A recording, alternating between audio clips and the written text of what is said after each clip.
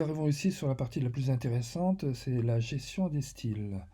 Donc nous allons devoir créer des styles de texte qui, dont ce texte sera bien sûr, sur lesquels on appellera un style de paragraphe. Donc on va commencer par le style paragraphe. Donc vous pouvez ou pas sélectionner le texte, d'accord?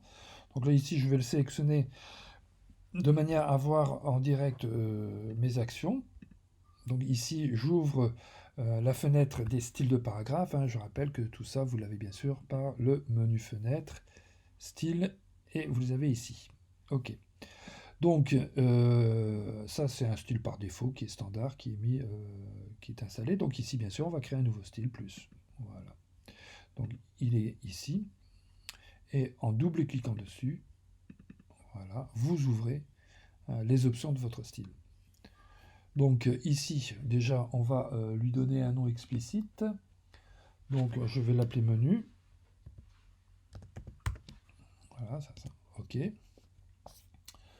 Et je vais modifier certains paramètres. Alors, première chose, je dois... Voilà, alors bougez pas, je fais annuler, je reprends. Voilà. Alors, moi je l'ai déjà réinitialisé, hein, d'accord? Donc si jamais ce bouton est actif, cliquez dessus. Pourquoi? Parce que si vous avez déjà travaillé avec des styles ou si vous partez de quelque chose sélectionné avec déjà un style ou une mise en forme appliquée, vous allez garder cette mise en forme dans votre style. Donc impérativement, vous réinitialisez. Voilà, donc là j'écris menu, ok, d'après aucun style pour l'instant, je démarre sans rien. Donc le général est assez simple. Maintenant on va tout de suite passer format de caractère de base. Donc ici on va garder le mini pro, vous allez le choisir, je ne sais pas si vous l'avez déjà, et ici on va mettre une police de 11. Ok, donc là rien de... aucun gros changement. Donc on va pouvoir continuer sur l'onglet retrait. Donc retrait et espacement. Donc ici, on est bien aligné à gauche, d'accord? Donc ça en principe. Bon, tous les paramètres ici, on va les garder, sauf que ici, vous voyez, j'ai déjà changé la police. C'est vrai que là, avec l'écran, je vois un peu mal. Voilà. Hein, on avait ici les interlignes, enfin les espacements entre paragraphes qui étaient un peu resserrés. Donc ici, regardez, je peux, vous voyez, à la limite, et je pourrais même, une fois mon style appliqué, et style de police appliqué, revenir ici pour ajuster tout cela. Ok, pour l'instant je mets 1 mm. 1 mm, ça me... Non, j'avais mis 3 sur mon document, je vais mettre 3. Ok. Donc les espacements, c'est bon. Et là, on va arriver à la partie la plus importante, c'est-à-dire la gestion des tabulations. Donc la tabulation, ben, si vous manipulez régulièrement Word, vous devez connaître ce type de règles en haut. Donc ici, je vais appuyer sur celui de gauche. Et je vais créer mes tabulations. Donc la première tabulation étant celle-ci, d'espace entre l'espace où va débuter le premier texte. Donc je clique, vous voyez, je peux cliquer n'importe où. Vous voyez, on voit bien mon texte, voilà, qui bouge. Voilà. Alors, personnellement, j'ai mis 10. Voilà, j'ai paramétré à 10. Donc on a bien vu ici le texte qui bouge, d'accord? J'ai toujours de la place pour le reste. Ok, bien sûr, le principe étant que chaque ligne soit sur une seule ligne. Alors maintenant, je vais positionner mon retrait de tabulation ici, d'accord? Et je vais dire qu'il doit arriver presque au bord. Donc je fais cliquer ici, voilà, sur un deuxième point.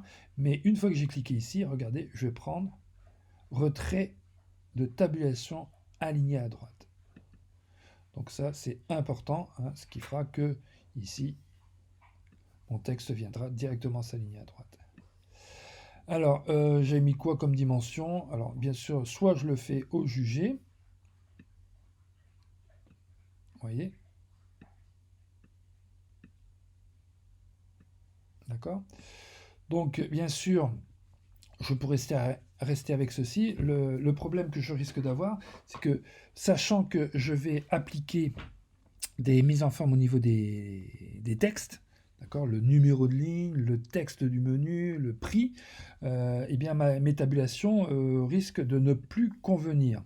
Donc ici, je vais mettre 70, d'accord, je garde un peu de marge derrière et je pourrai toujours revenir peaufiner mes options de paragraphe. Ok. Donc je poursuis. Alors, il me faut maintenant un filet, d'accord, entre dessous, filet de paragraphe. Alors, on appelle ça aussi trait de suite. Alors, très important ici, d'accord, d'abord vous validez votre choix, donc c'est bien au-dessous. Je mets un filet, voilà, je le vois arriver. Donc je peux choisir le style, donc point japonais ou ici pointillé. D'accord, c'est les espacements qui varient. Alors, on voit que le prix ça va jusqu'au bout. Hein, d'accord. Alors, très important, le décalage. Voilà, le décalage va nous permettre, vous voyez, de mettre ici, d'éviter que le texte colle au filet. On peut mettre 1 mm.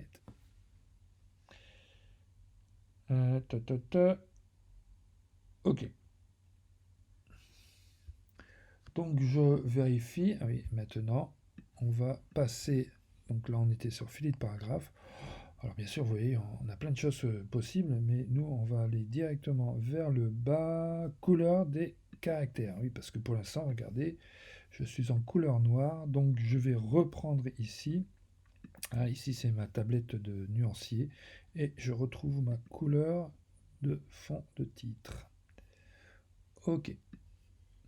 Donc voilà, alors, sachant qu'à tout moment, je peux revenir bien sûr ici. Ok, je valide. D'accord, je peux revenir pour modifier ces paramètres. Et ça, je le ferai une fois mes styles de caractère appliqués. Donc j'enregistre et je vais passer à l'étape suivante.